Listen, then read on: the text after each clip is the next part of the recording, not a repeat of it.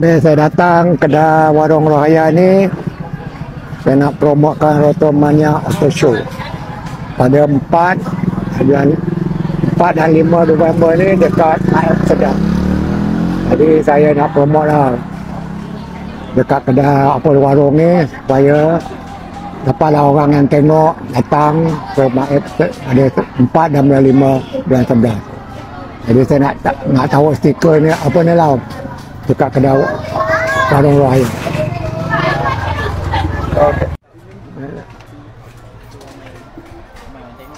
Kan?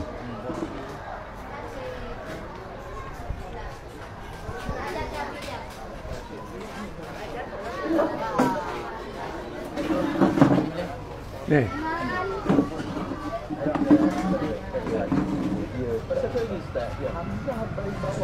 Apa dah? Okey. Sekarang ada walafi dah betul. Dia tidak jelas. Baik, bila berlaku dalam keadaan begini dia jadi apa hukumnya? Dia akan melintas dulu. Maknanya dia memudahkan baca. Walafi dah dia tak jelas. Jadi di sini tasbih kita jangan mudahkan sebab tak ada pun yang kita kena mudahkan dalam membaca gambar. Tu dah